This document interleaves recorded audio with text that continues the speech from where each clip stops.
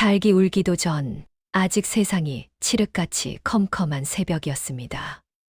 35살의 큰 과부 한 씨는 장독대 뒤편 차가운 흙바닥에 쪼그려 앉아 있었습니다. 그녀의 두 손에는 종이 한 장이 쥐어져 있었지요. 김 부자가 보낸 빚 독촉장이었답니다. 그것은 단순한 빚 독촉장이 아니었습니다. 빚 갚을 날이 다 되었다는 경고와 함께 보름 뒤 이 집을 빼앗아 팔아넘기겠다는 고을 관청의 도장까지 찍힌 엄중한 통지였습니다. 15일 안에 쉰냥을 갚지 못하면 집문서를 넘기시오. 한 씨의 눈에서는 뜨거운 눈물이 쉴 새 없이 흘러내려 종이 위에 글자를 번지게 했습니다.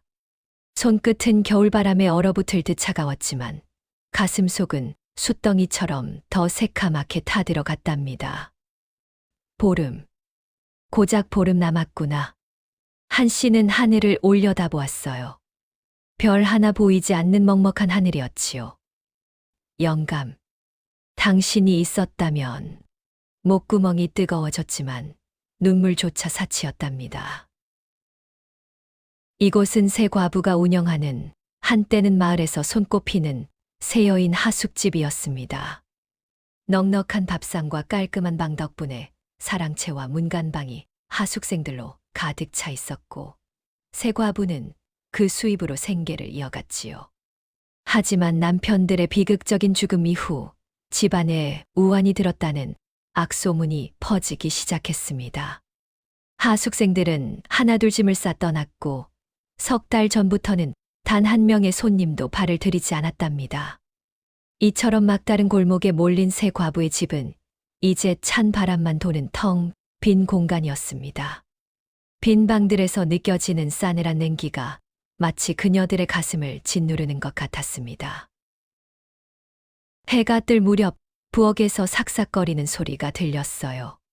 중과부 박 씨가 쌀독 바닥을 긁고 있는 소리였지요. 32살의 박 씨는 텅 빈 도간을 멍하니 내려다보았답니다. 한 줌도 안 되는 쌀알만이 바닥에 쓸쓸히 흩어져 있었어요. 박 씨는 거친 손으로 그 쌀을 모으고 또 모았지요. 손바닥에는 빨래하느라 잡힌 물집이 딱딱하게 굳어 있었고 손등은 논바닥처럼 갈라져 있었답니다. 이걸로 아이 배나 채울 수 있을까? 가슴이 미어지는 것 같았지요. 그때였어요. 대문 밖에서 서러운 울음소리가 들려왔답니다. 박 씨가 맨발로 뛰어나갔지요. 8살 배기 아들 득이가 눈물범벅이 된 얼굴로 서 있었어요. 어무이, 서당 아이들이 저보고 아이는 말을 잇지 못하고 흐느꼈답니다. 박 씨가 아들의 작은 어깨를 감싸 안으며 물었지요. 뭐라고 하더냐? 어미한테 말해보거라. 득이는 고개를 푹 숙인 채 떨리는 목소리로 말했답니다. 압이 없는 자식이라고. 과부 아들은 출세 못한다고. 그 말을 듣는 순간 박 씨는 숨이 턱 막혔어요. 누가 심장을 쇠망치로 내려치는 것 같았지요. 아들을 품에 와락 끌어안았답니다. 내 새끼, 불쌍한 내 새끼. 내가 과부랐어. 내가 이런 소리를 듣는구나. 박 씨는 입술을 꽉 깨물었지만 흐르는 눈물은 막을 수가 없었답니다. 바로 그때 쾅 하고 대문이 부서질 듯 열렸어요. 마을의 김 부자가 배를 불룩 내밀며 머슴들을 데리고 들어왔지요. 막과부 정 씨도 놀라 사랑채에서 뛰어나왔답니다.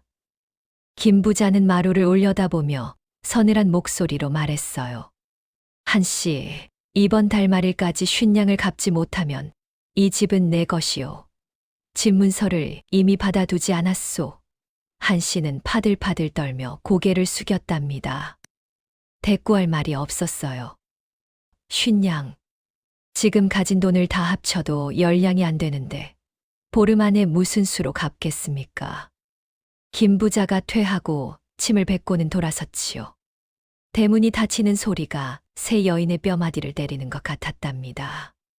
설상가상으로 오후부터 비가 내리기 시작했어요. 부엌 천장에서 빗물이 뚝뚝 떨어졌지요. 막과부 정 씨가 급히 양푼을 바쳤답니다. 빗물 떨어지는 소리가 정 씨의 가슴을 후벼 팠어요. 28 꽃 같은 나이에 과부가 된 정 씨. 시댁 식구들이 재산을 뺏으려 보낸 협박 편지가 생각났지요. 여자가 무슨 재산 관리냐, 우리가 맡아주마. 정 씨는 빗물을 보며 생각했답니다. 내 것인데 왜 지킬 힘이 없을까? 여자랐어. 과부랐어. 그날 밤 한 씨는 결단을 내렸어요. 장롱 깊숙한 곳에서 작은 보자기를 꺼냈답니다. 떨리는 손으로 매듭을 풀었지요. 은은하게 빛나는 은가락지 하나가 나왔어요. 돌아가신 남편이 혼례 때 끼워준 세상에 하나뿐인 정표였답니다. 여보, 힘들어도 이걸 보며 힘내시오. 남편의 목소리가 귓가에 들리는 것 같았지요. 한 씨는 가락지를 가슴에 품고 소리 없이 울었답니다. 영감, 미안하오. 정말 미안하오. 다음 날 아침 한 씨는 빗속을 뚫고 장터로 향했지요. 진흙탕에 신발이 푹푹 빠졌지만 발걸음을 멈출 수 없었답니다. 귀금속 좌판 앞에 선 한 씨가 떨리는 손으로 가락지를 내밀었어요. 장사치는 가락지를 집게로 집어들더니 콧방귀를 뀌었지요. 이딴 걸 누가 사? 에이, 많이 쳐줘서 5냥이요. 5냥. 원래 값의 절반도 안 되는 헐값이었답니다. 한 씨는 털썩 무릎을 꿇었어요. 진흙 바닥에 치마가 젖어들었지만 상관없었지요. 제발, 조금만 더 쳐주시오. 쌀이라도 사게. 하지만 장사치는 냉정하게 고개를 돌렸답니다. 싫으면 다시오. 결국 한 씨는 5냥을 받아들고 돌아섰어요. 그 돈이 불덩이처럼 뜨거워 손을 대일 것만 같았지요. 집으로 돌아온 한 씨를 보며 세 과부는 서로를 끌어안았답니다. 이제 정말 끝인가 봐. 한 씨의 목소리는 갈라졌고 박 씨는 피가 맺힌 입술을 깨물었으며 정 씨는 천장에서 떨어지는 빗물만 멍하니 바라보았어요. 그 시각 마을 사람들은 수군거렸지요. 새 여인 하숙집 이제 끝물이라며 보름도 못 버틴다던데 그들의 비웃음 소리가 빗소리에 섞여 들려왔답니다. 절망과 모욕만이 하숙집을 가득 채운 밤이었습니다. 여러분, 세상이 가장 절망적일 때 운명은 예고 없이 찾아오는 법이지요. 은가락지마저 팔고 모든 희망을 놓아버린 그날 밤. 운명은 가장 미스터리하고 위험한 모습으로 대문을 두드렸답니다. 하늘이 무너지는 것 같은 밤이었어요. 천둥이 우르르 쾅 하고 귓가에서 찢어지는 듯 울렸고 번개는 번쩍일 때마다 마당을 창백한 빛으로 물들였지요. 빗소리는 기와장을 두드려대는데 마치 누군가 지붕 위를 다급하게 달리는 발소리 같았답니다. 세 과부는 촛불 하나에 의지한 채 방구석에 모여 앉아 있었어요. 무릎을 감싸 안은 손에 식은 땀이 흥건히 배어들었지요. 바로 그때였어요. 빗소리를 뚫고 쿵, 쿵, 쿵 대문을 두드리는 급박한 소리가 들려왔답니다. 세 여인은 동시에 고개를 번쩍 들었지요. 촛불에 비친 서로의 얼굴은 하얗게 질려 있었어요. 박 씨는 아들 득이를 품에 더욱 세게 끌어안았답니다. 이 밤중에 도대체 누가 찾아온단 말인가? 불안감은 순식간에 심장을 옥죄는 공포로 변했지요. 한 씨가 떨리는 손으로 빗장을 열었답니다. 삐걱, 대문이 열리는 순간 세 과부는 숨이 멎는 줄 알았어요. 대문 밖에는 사람이 쓰러져 있었답니다. 얼굴부터 발끝까지 진흙투성이었고 옷은 산짐승에게 쫓긴 듯 너덜너덜 찢겨 있었지요. 살려. 가느다란 신음소리가 폭우 속에서 희미하게 새어나왔답니다. 당장이라도 숨이 끊어질 듯 파랗게 질린 입술. 생사의 기로에 선 사내를 보고 정 씨는 비명을 삼키며 입을 틀어 막았어요. 한 씨는 순간 망설였답니다. 과부 셋이 사는 집에 이 야심한 밤에 낯선 사내를 들인다. 세상에 손가락질을 받기 딱 좋은 일 아니겠습니까? 하지만 사내의 눈빛이 너무나 절박했지요. 한 씨는 이를 악물었어요. 사람이 죽겠는데 어쩌겠어요. 들여옵시다. 새 과부는 빗속으로 뛰어들어 사내를 부축했답니다. 사내의 몸은 빗물과 진흙을 머금어 천근만근 무거웠지요. 세 사람의 가냘픈 어깨가 휘청거렸어요. 마당을 지나는 내내 천둥이 울어 그들의 그림자를 길고 불안하게 내려놓았답니다. 사내를 사랑채에 눕히고 젖은 옷을 벗기려던 순간이었어요. 한 씨의 손이 탁 하고 멈췄답니다. 남루한 옷 속 비쩍 마른 어깨 죽지에 무언가 보였기 때문이지요. 촛불을 가까이 대보았어요. 희미하지만 선명한 문양이었답니다. 원 안에 알 수 없는 글자가 있고 그 주위를 꽃무늬 같은 것이 두르고 있었지요. 이게 뭐지? 정씨가 덜덜 떨며 속삭였어요. 혹시 죄인 아닐까요? 아니면 도적무리. 그 시대의 몸에 문신이 있다는 건 결코 평범한 일이 아니었으니까요.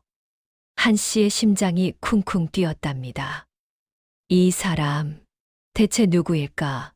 우리가 호랑이를 집 안으로 들인 건 아닐까? 하지만 한 씨는 급히 천을 가져와 그 문양을 덮어버렸어요. 일단 모른 척 하지요. 우선 살리고 봐야 합니다. 밤새 새 과부는 사내 곁을 지켰답니다. 한 씨는 아궁이에 불을 떼고 약초를 다렸어요. 방 안 가득 쌉싸름한 생강과 계피 냄새가 진동했지요. 박 씨는 사내의 이마에 끊임없이 물수건을 갈아 올렸답니다. 사내의 몸은 불덩이 같았어요. 수건을 올리기가 무섭게 김이 모락모락 피어올랐지요.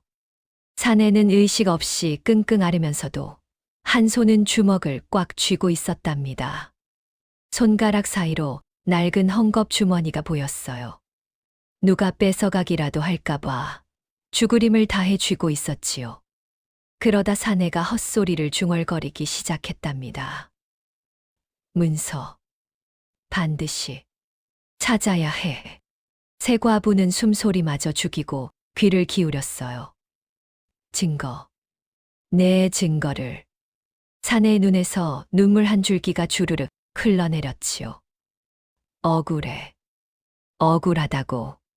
그 목소리에는 깊은 한이 서려 있었답니다. 이 사람은 쫓기는 죄인일까요? 아니면 자신들처럼 억울하게 모든 걸 뺏긴 사람일까요? 새 과부는 불안했지만 묘한 동질감에 가슴이 아려왔어요. 동이틀 무렵 사내의 열이 조금 내렸답니다. 사내가 천천히 눈을 떴어요. 흐릿한 눈빛으로 낯선 천장을 바라보다가 가느다란 목소리로 물었지요. 여기가 어디? 한 씨가 조심스럽게 답했답니다. 저희 하숙집입니다. 어젯밤 대문 앞에 쓰러져 계셨어요. 사내는 기억을 더듬는 듯 눈을 감았다 떴어요. 성함이 어찌 되시오?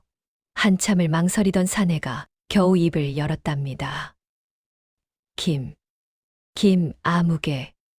마치 자신의 이름조차 기억하지 못하는 듯 혹은 숨기려는 듯 말끝을 흐렸지요.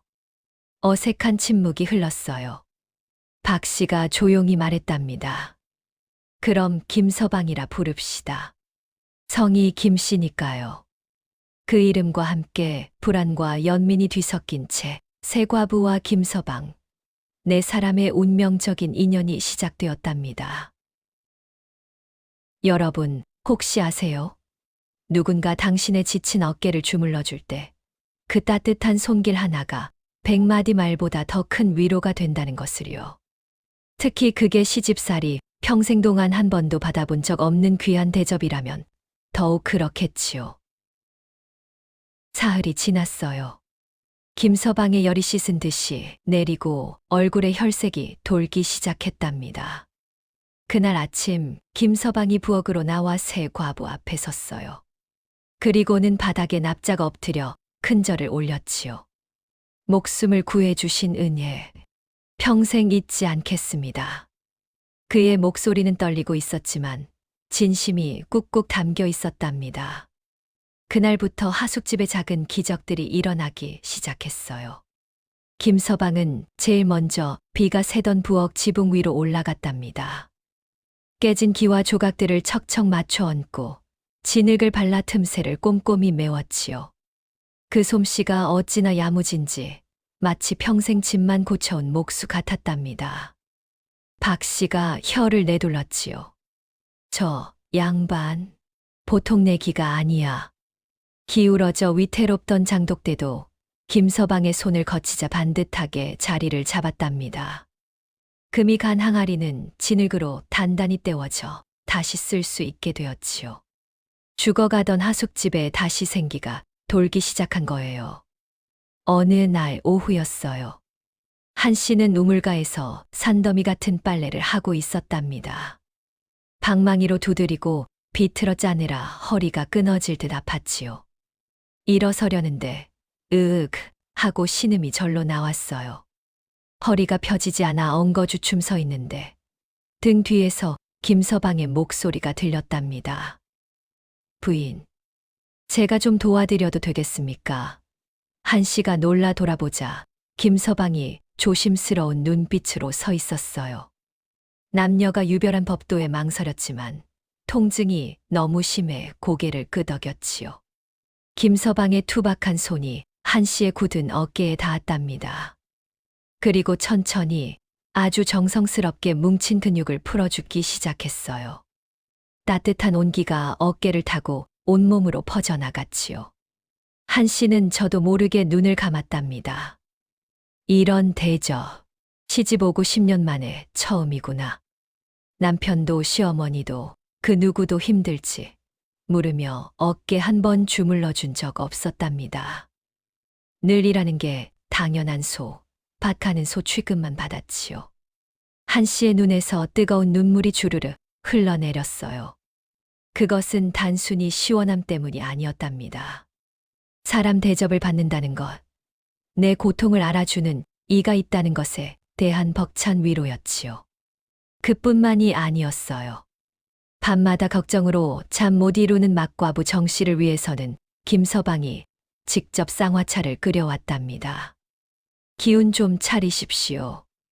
김이 모락모락 나는 찻잔을 건네받은 정 씨의 손이 파르르 떨렸지요. 쌉싸름한 약재 향기 속에 달콤한 배려가 녹아 있었으니까요. 또 박 씨에게는 뒷산에서 뜯어온 국화로 만든 약초 100개를 선물했답니다. 그 베개를 베고 누운 날, 박 씨는 몇 년 만에 처음으로 꿀잠을 잘 수 있었지요. 한편 마당 구석에서는 또 다른 변화가 생겼어요. 8살 되기가 김서방 꽁무니를 졸졸 따라다니기 시작한 겁니다. 아저씨, 이거 어떻게 해요? 심술 굳고 기죽어 있던 아이가 김서방 앞에서는 해맑게 웃었지요.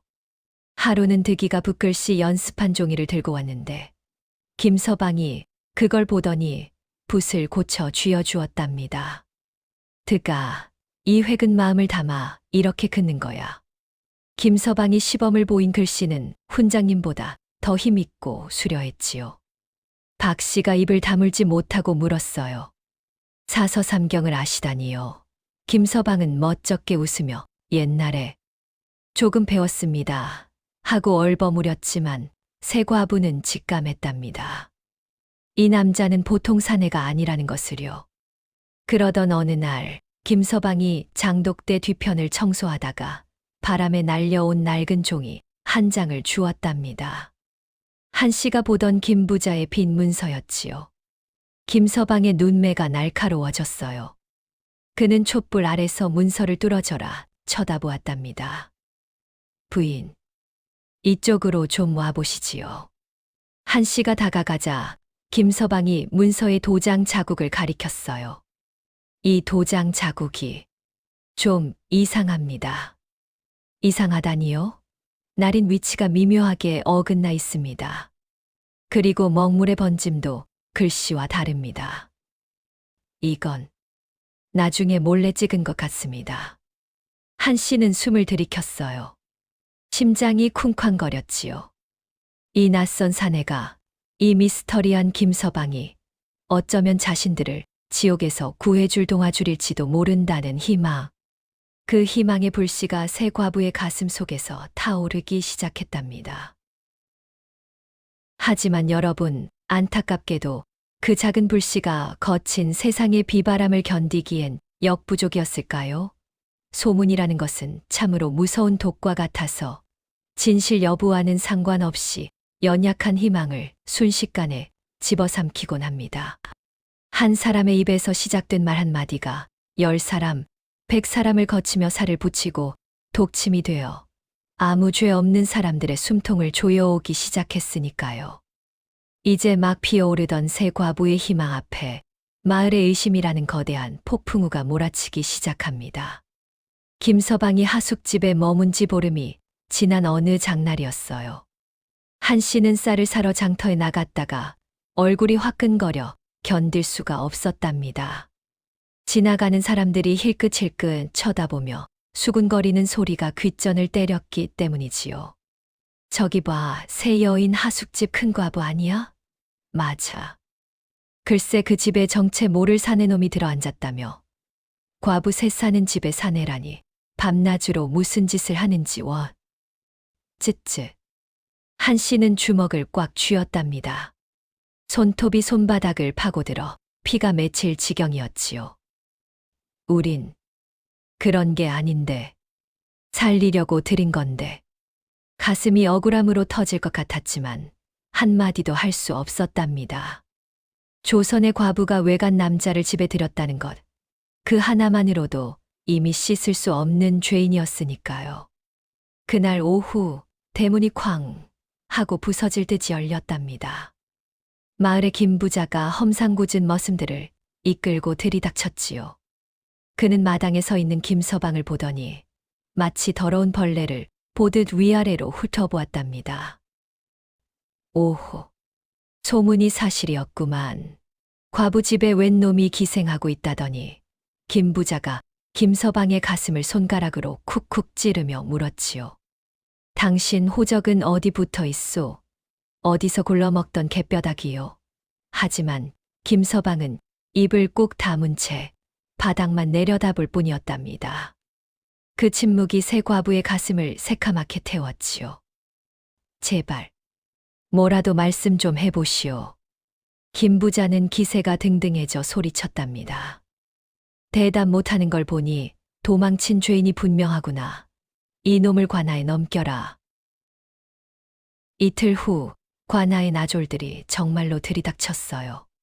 구경 나온 마을 사람들로 하숙집 앞은 인산인해를 이루었답니다. 나졸이 김서방의 멱살을 잡고 흔들었지요.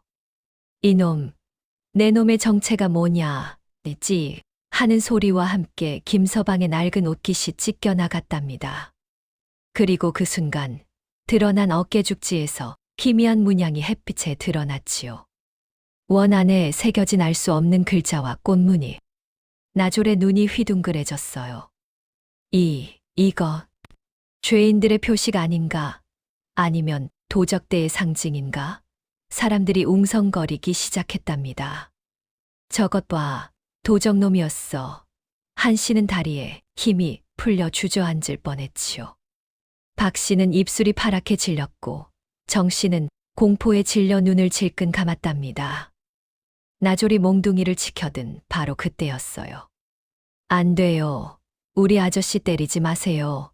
8살 배기 득이가 튀어나와 김서방 앞을 막아섰답니다. 그 작은 몸으로 고사리 같은 두 팔을 벌려 거대한 어른들을 막아선 거예요. 이 아저씨는 나쁜 사람 아니에요. 저한테 글도 가르쳐주고 우리 어머니들도 도와주셨단 말이에요. 아이의 목소리가 쩌렁쩌렁하게 울렸답니다.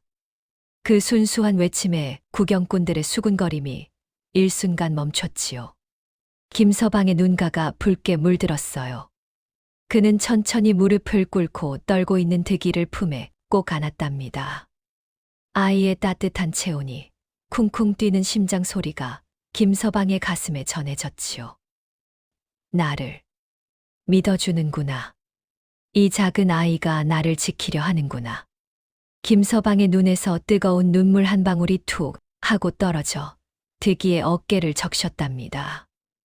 아이의 순수한 눈물과 외침은 잠시나마 마을 사람들의 양심을 건드렸습니다. 웅성거림이 점차 잦아들었지요. 나졸들 역시 눈물을 흘리는 아이 앞에서 몽둥이를 휘두르기가 머쓱해졌습니다. 오늘은 이 아이 때문에 일단 물러가겠소. 허나 관아는 내 놈의 정체를 반드시 밝혀낼 것이다. 김 부자는 분을 이기지 못하고 콧방귀를 뀌며 머슴들을 이끌고 하숙집을 떠났습니다. 나졸들 역시 김서방에게 경고를 던진 채 물러갔지요. 마당에는 새 과부와 김서방 그리고 득이만이 남아 있었습니다.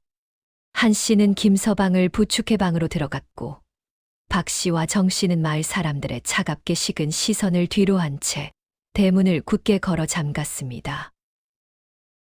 그날 밤 하숙집 안방에는 무거운 침묵만이 감돌았습니다. 촛불 하나가 일렁이는 가운데 김서방은 떨리는 손으로 득이의 머리를 쓰다듬다가 천천히 고개를 들었지요.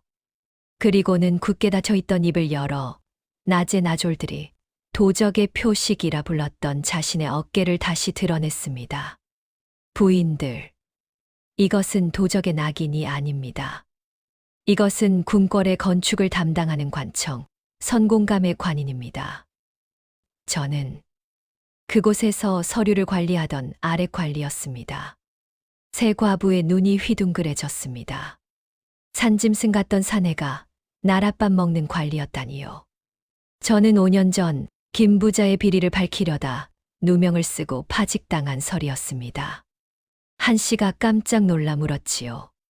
그럼 아까 낮에 김 부자가 들이닥쳤을 때 당신을 알아보지 못했단 말입니까?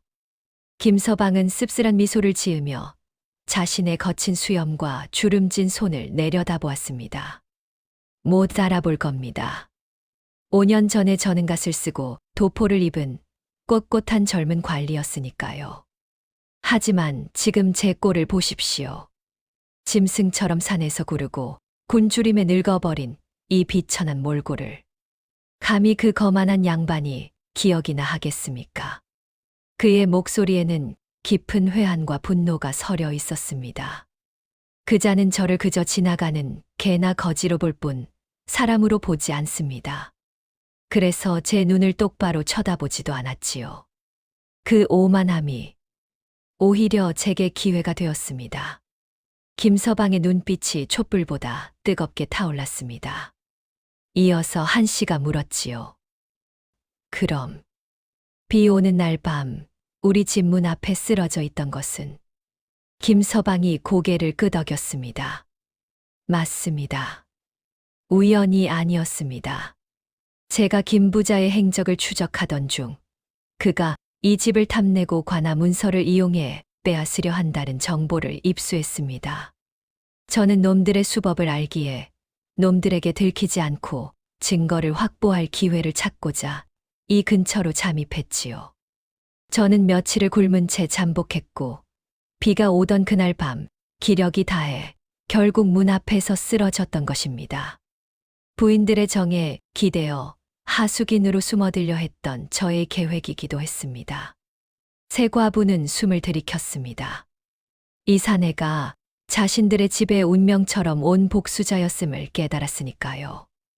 놈이 저를 죽은 사람 취급할 때 저는 놈의 목덜미를 물 증거를 찾아낼 것입니다. 부인들, 김 부자가 이 집을 담보로 잡고 만든 모든 문서에는 5년 전 저를 망하게 했을 때와 똑같은 꼼수와 속임수가 숨어 있습니다. 제가 놈들의 수를 압니다. 놈들은 분명 이 집마저 불법적인 방법으로 빼앗으려 할 것입니다. 제가 한양 형조에 가서 제 신분을 밝히고 5년 전 놈들이 속여 만들었던 관청의 가짜 문서를 되찾아낸다면 놈들이 이 집을 빼앗으려 만든 문서 역시 위법이었다는 것을 밝힐 수 있습니다. 하지만 그 희망찬 제안 뒤에 현실이라는 차가운 벽이 가로막고 있었습니다. 한양까지 갈 여비와 재판 비용. 당장 낀 일을 걱정하는 이들에게는 꿈 같은 이야기였으니까요. 증거를 찾기 위해 한양으로 가야 한다는 김서방의 말에 방 안에는 무거운 침묵만이 흘렀답니다. 왕복 여비와 증인을 모셔올 비용까지 최소 10냐. 죽 한 그릇 끓이기 힘든 새 과부에게는 천금 같은 돈이었지요. 어떻게 마련하지? 정 씨가 마른 세수를 하며 한숨을 쉬었답니다. 그때 중과부 박 씨가 조용히 일어나 방으로 들어갔어요. 잠시 후 그녀의 손에는 낡은 보자기가 들려 있었지요. 떨리는 손으로 매듭을 풀자 은은한 빛을 내는 은비녀 하나가 나왔답니다. 이것, 제 친정어머니 유품입니다. 박 씨의 목소리가 가늘게 떨렸어요. 돌아가시면서 제 손에 쥐어주신 마지막 선물입니다. 나중에 며느리 보거든 물려주라 하셨는데 정 씨가 화들짝 놀라 박 씨의 손을 잡았답니다. 언니, 그건 안 돼요. 득이한테 물려줄 유산이잖아요. 절대 안 됩니다. 하지만 박 씨는 눈물을 훔치며 단호하게 말했지요. 이 집을 지켜야 아들에게 물려줄 미래도 있는 법입니다. 집을 뺏기면 비녀가 무슨 소용입니까? 그녀의 눈물 젖은 결심에 방 안의 공기마저 숙연해졌답니다. 그 모습을 지켜보던 한 씨도 주섬주섬 품에서 무언가를 꺼냈어요. 역시나 작지만 정교한 은비녀였답니다. 저도 보태겠습니다. 남편이 혼례 때 머리에 꽂아준 것입니다. 가락지는 팔았지만 이것만은 남겨두려 했는데 2개의 은비녀가 낡은 마룻바닥 위에 놓였어요. 차가운 은부치지만 그 안에 담긴 사연은 불덩이처럼 뜨거웠답니다. 어머니의 사랑, 남편과의 추억, 그리고 지키고 싶은 가족의 미래. 세 여인은 서로를 부둥켜 안고 소리 없이 오열했지요. 김서방은 그 비녀들을 차마 집어들지 못하고 주먹만 꽉 쥐었답니다. 가슴이 미어지는 것 같았어요. 이분들이 내게 모든 것을 거셨구나. 목숨을 걸어서라도 반드시 해내야 한다. 다음 날 새벽 김서방은 비녀를 판 돈을 품에 안고 길을 떠났습니다. 다녀오겠습니다. 반드시 증거를 찾고 증인을 모셔오겠습니다. 그의 뒷모습이 마을 어귀로 사라질 때까지 새 과부와 득이는 망부석처럼 서 있었지요. 하루가 지나고 이틀이 지났습니다. 새 과부는 밥을 먹다가도 숟가락을 놓고 대문 밖을 내다보았어요. 사흘, 나흘. 비가 추적추적 내리는 날에도 한 씨는 처마 끝에 서서 먼 길을 바라보았답니다. 비에 젖지는 않으셨을까? 혹시 사고라도 당하신 건 아닐까? 일주일이 지나고 약속한 여드렛째가 되었지만 김서방은 돌아오지 않았습니다. 불안감이 독버섯처럼 피어올랐지요. 혹시 돈만 챙겨서 도망간 건 아닐까요? 박 씨가 울먹이며 말했지만 한 씨는 고개를 저었어요. 아닙니다. 득이를 보던 그 눈빛. 그건 거짓이 아니었어요. 믿고 기다립시다. 하지만 말하는 한 씨의 목소리도 바람에 흔들리는 촛불처럼 위태롭게 떨리고 있었답니다. 그렇게 촛불처럼 위태롭게 타들어가던 기다림의 시간은 속절없이 흘러 기어이 약속한 운명의 날이 밝고야 말았습니다. 김서방은 끝내 모습을 드러내지 않았고 새 과부를 지켜줄 마지막 방패마저 사라진 것 같았지요. 이제 그들에게 남은 것은 김서방이 떠나기 전 밤새 가르쳐준 배움이라는 무기 하나뿐이었습니다. 힘없는 여인들이 거대한 권력에 맞설 수 있는 유일한 지식. 그 마지막 카드를 쥐고 새 과부는 최후의 저항을 맞이합니다. 드디어 운명의 날 아침이 밝았어요. 쾅, 쾅, 쾅. 김 부자가 의기양양하게 대문을 박차고 들어왔어요. 뒤에는 관아의 관리와 집행관들, 그리고 구경 나온 마을 사람들로 마당이 꽉 찼지요. 설상가상으로 막과부 정 씨의 시댁 친척들까지 들이닥쳤답니다. 이들은 김 부자의 집행 날짜를 듣고 집이 망하기 전에 정 씨의 몫이라도 챙기려는 속셈으로 찾아온 것이지요. 어차피 망한 집 전담 문서라도 내놓으시오. 시숙이 정 씨를 밀치며 소리쳤어요. 정 씨는 장독대를 붙잡고 어머니 하며 흐느꼈지요. 득이는 박 씨의 치마폭을 붙잡고 우리 집 뺏기는 거예요? 하며 자지러지게 울었답니다. 아수라장이 따로 없었지요. 관리가 마루에 집 문서를 펼치고 도장을 꺼냈어요. 한 씨는 마당 흙바닥에 무릎을 꿇었답니다. 차가운 돌멩이가 무릎을 찔렀지만 아픔도 느껴지지 않았어요. 날이, 사흘만, 아니 하루만 더 주십시오. 제발. 한 씨가 애원했지만 관리는 냉정하게 고개를 저었지요. 기한은 지났소. 법대로 집행하겠소. 김 부자가 비릿한 웃음을 흘리며 재촉했답니다. 어서 찍으시오. 이 집은 이제 법대로 내 것이 된 것이나 마찬가지요. 관리가 도장에 시뻘건 인주를 묻혀 문서 위로 가져갔어요. 새 과부의 숨이 턱 하고 멈추는 순간이었지요. 바로 그때였어요. 잠깐 중과부 박 씨가 벌떡 일어나 외쳤답니다. 모두의 시선이 그녀에게 쏠렸지요. 박 씨는 입술을 파르르 떨면서도 또렷하게 말했어요. 그 도장 그냥 찍으면 효력이 없습니다. 관리가 멈칫하며 물었지요. 뭐라, 그게 무슨 소리냐? 박 씨가 침을 꿀꺽 삼키고 말을 이었답니다. 김서방님이 그러셨습니다. 관아의 정식 문서는 반드시 젖은 종이에 도장을 찍어야만 위조를 막고 법적 효력이 생긴다고요.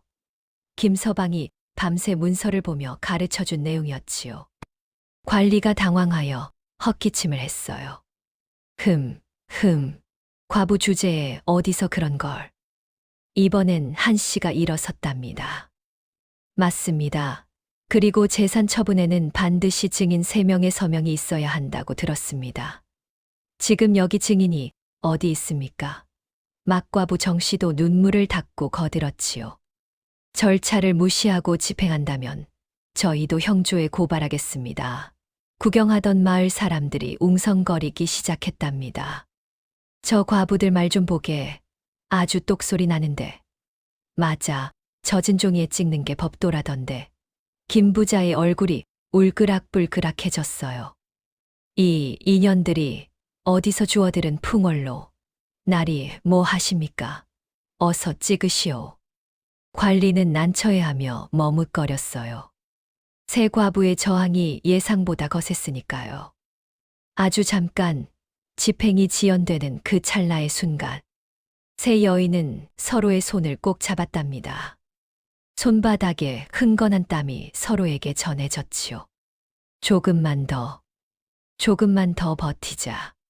김 부자가 참지 못하고 직접 도장을 뺏어 들었답니다. 비켜라. 내가 찍겠다. 도장이 문서 위로 내리꽂히려는 절체절명의 순간. 대문 밖에서 땅을 울리는 소리가 들려왔답니다. 두두두두, 천둥 같은 말발굽 소리였어요. 멈추시오. 우렁찬 고함 소리와 함께 흙먼지를 일으키며 말 한 필이 마당으로 뛰어들어왔답니다. 말 위에는 땀과 먼지로 뒤범벅이 된, 그러나 눈빛만은 형형하게 빛나는 김서방이 타고 있었지요. 김서방이 땀과 먼지로 뒤범벅이 된 채 말에서 내렸을 때 그의 얼굴은 햇볕에 검게 그을려 있었고 옷은 누더기처럼 찢어져 있었답니다. 가쁜 숨을 헉헉 몰아쉬며 마당으로 들어서는 그의 손에는 누렇게 바랜 문서 꾸러미가 들려 있었지요. 새 과부는 눈이 휘둥그레졌어요. 한 씨는 떨리는 손으로 입을 틀어막았고 박 씨는 득이를 품에 꼭 안은 채 일어섰으며 정 씨는 하염없이 눈물을 흘렸답니다. 오셨구나. 기어이 오셨구나. 김 부자의 얼굴이 새파랗게 질렸습니다. 그는 덥수룩한 수염과 남루한 차림의 사내가 5년 전에 그 꼿꼿한 관원일 것이라고는 상상조차 하지 못했으나 이 사내가 한양에서부터 자신의 계획을 회방 놓던 그 놈이라는 것은 직감적으로 깨달았지요. 김 부자는 삿대질을 하며 고래고래 소리를 질렀답니다. 오호라, 다시 보니 내 놈이었구나. 내 앞길을 방해하던 그 놈이, 내 놈이 감히 또 다시 나를 건드려. 김서방은 당황하지 않았답니다. 오히려 태산처럼 차분하게 앞으로 걸어 나갔지요. 그의 목소리에는 5년간 겪었던 모든 고통과 집념이 서려 있었지요. 나는 5년 동안 당신에게 매수되지 않은 단 하나의 양심을 찾아 전국을 떠돌았소. 그리고 마침내 당신의 모든 속임수를 깨부술 결정적인 무기를 손에 넣었소. 잠깐. 나지막하지만 묵직한 한마디가 마당을 울렸어요. 관리가 움찔하며 도장을 멈추자 김서방은 등 뒤의 장정에게 눈짓했습니다. 바로 그때 김서방의 등 뒤에서 또 한 사람이 모습을 드러냈어요. 갓을 쓰고 도포를 입은 품이 있는 중년 사내였지요. 그가 허리를 꼿꼿이 펴고 당당하게 말했답니다. 저는 이철수라고 합니다. 고 이봉수의 아들이지요. 제 아버지는 생전에 김 부자가 문서를 조작할 당시 관청 서류를 담당했던 관리였습니다. 이철수의 눈빛은 서슬퍼런 칼날 같았어요. 김 부자, 당신이 궁궐 관청 문서를 아무리 숨겨봤자 소용없소. 저의 증언과 이 사본이 당신의 속임수를 밝힐 것이니. 이철수가 펼친 문서를 보며 말을 이었답니다. 제 아버지는 김 부자가 정식 절차 없이 이 하숙집을 포함한 여러 문서에 가짜 도장을 찍는 것을 목격했습니다. 제가 가져온 이 관청 문서 사본을 보십시오. 이 모든 압류 절차가 법을 어긴 속임수임을 증명합니다. 이철수가 펼친 문서는 김 부자의 얼굴을 순식간에 잿빛으로 만들었습니다. 김서방은 재빨리 이철수의 사본과 관리가 가져온 압류 문서를 가리키며 조목조목 따지기 시작했답니다. 보십시오. 진짜 도장과 가짜 도장의 위치가 미묘하게 다릅니다. 그리고 먹물의 번짐을 보십시오. 위조 문서는 최근에 쓴 것이라 번짐이 아직도 선명합니다. 관리가 두 문서를 번갈아 보며 눈을 가늘게 떴지요. 이건 분명한 위조요. 그 한마디에 마을 사람들은 웅성거렸고 김 부자의 얼굴은 백지장처럼 하얗게 질렸답니다. 아니요. 그건. 궁지에 몰린 김 부자가 마지막 발악을 했어요. 다들 이 자가 누군지 아시오? 이 자는 도적이란 말일세. 관가에서도 쫓겨난 자의 말을 들을 필요도 없소. 하지만 김서방은 싸늘하게 웃었지요. 김서방이 품속에서 또 다른 문서를 꺼내 툭 하고 던졌답니다. 이것은 한양 형조에서 확보한 당신이 내게 누명을 씌웠다는 증거요. 당신이 훔친 것도 내게 씌운 누명도 이제 모두 밝혀졌단 말이오. 김서방이 천천히 옷깃을 걷어 올리자 어깨죽지의 문양이 햇빛 아래 드러났어요. 저는 예전 선공감 소속설이었습니다. 그리고 이 문양은 선공감 문서관의 표식입니다. 새 과부와 마을 사람들은 숨을 죽였지요. 5년 전 김부자 일당이 관가 문서를 조작해 백성들의 재산을 가로채는 것을 발견하고 고발하려 했습니다. 하지만 오히려 제가 도적 누명을 쓰고 쫓겨났지요. 김서방의 목소리가 떨렸어요.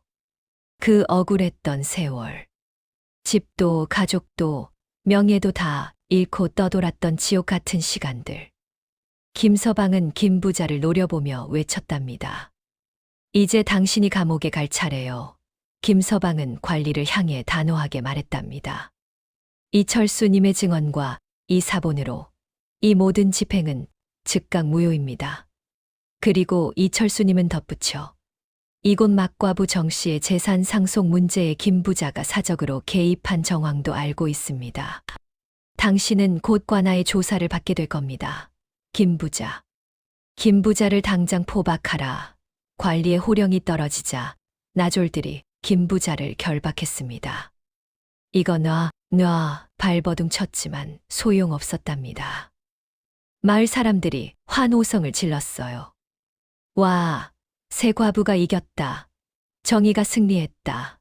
한 씨는 하늘을 보며 영감. 봤어요? 우리가 이겼어요. 하고 울었고 박 씨는 득이를 꽉 껴안았으며 정 씨는 땅에 엎드려 오열했지요. 그 눈물은 더 이상 슬픔이 아닌 승리의 눈물이었답니다. 정 씨의 시숙과 친척들은 김 부자의 몰락을 보자 자신들의 탐욕이 들통났음을 깨달았지요. 시숙은 정 씨에게 달려들어 소리쳤던 것이 무색하게 얼굴이 시뻘개진 채 서둘러 마당을 빠져나갔답니다. 여러분, 기적이란 게 뭘까요? 하늘에서 뚝 떨어지는 금은보화일까요? 아닙니다. 진짜 기적은 절망의 밑바닥에서도 서로의 손을 놓지 않은 사람들이 만들어내는 따뜻한 밥상 같은 것이지요. 한 달이 지난 어느 늦가을 오후였어요. 하숙집 마당에는 김서방이 일군 텃밭에서 거둔 배추와 무가 산더미처럼 쌓여 있었답니다. 대문 위에는 삼과부 하숙집이라는 새 간판이 가을 햇살을 받아 반짝이고 있었지요.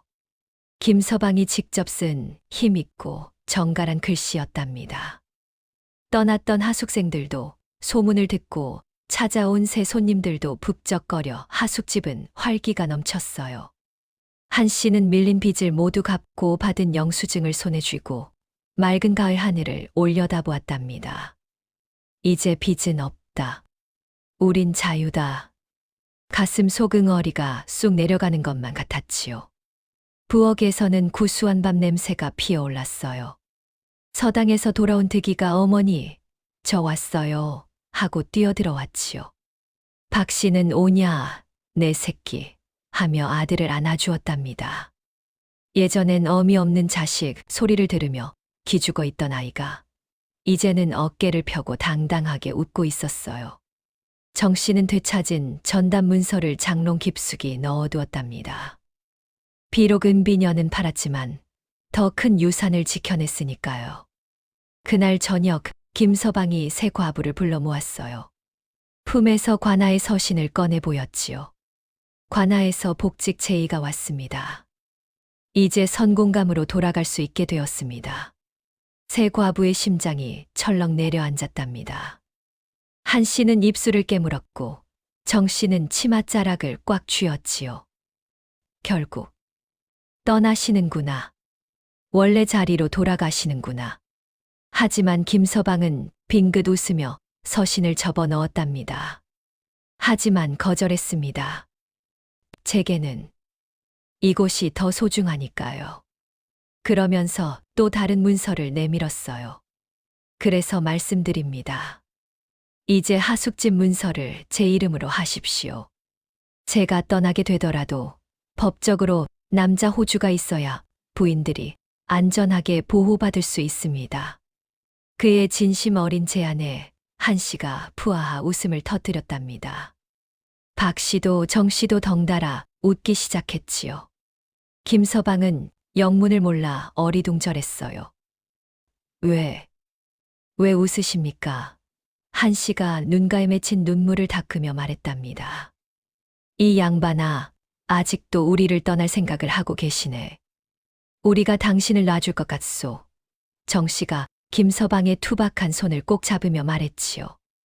이 집은 이제 우리 모두의 것입니다. 당신도, 우리도, 이 아이도요. 박 씨도 거들었답니다. 함께 울고, 함께 싸우고, 밥상머리에 같이 앉았으면 그게 가족이지요. 안 그렇습니까? 김서방의 눈시울이 붉어졌어요. 참으려 했지만 뜨거운 것이 볼을 타고 흘러내렸답니다. 그는 고개를 깊이 숙이며 떨리는 목소리로 말했지요. 감사합니다. 진짜 집을, 진짜 가족을 얻었습니다. 네 사람은 서로를 얼싸안았어요. 마당에는 갓 버무린 김장김치 냄새와 사람 사는 냄새가 훈훈하게 퍼져나갔답니다. 오늘의 이야기는 여기서 끝이 납니다. 당신의 작은 선택이 누군가의 인생을 바꿀 수 있습니다. 새 과부가 김서방을 구하지 않았다면 어땠을까요? 김서방이 새 과부를 외면했다면 어땠을까요? 모두가 망했을 거예요. 하지만 그들은 서로를 선택했답니다. 그 선택이 기적을 만들었어요. 오늘 당신의 주위를 둘러보세요. 당신의 따뜻한 손길을 기다리는 사람이 있을 거예요. 지친 얼굴로 고개 숙이고 혼자 버티고 있는 사람. 그 사람에게 손 내밀어 보세요. 작은 미소라도, 따뜻한 말 한마디라도. 그것이 그 사람에게는 세상을 바꾸는 기적이 될 수 있답니다. 이 이야기가 여러분 마음에 작은 울림이 되었다면 구독 버튼을 눌러주세요. 좋아요 한 번이 저에게는 큰 힘이 된답니다. 여러분의 소중한 이야기도 댓글로 나눠주세요. 당신도 누군가의 김서방이었거나 새과부였던 적이 있지 않나요? 우리 모두 서로의 희망이 되어 줍시다. 감사합니다.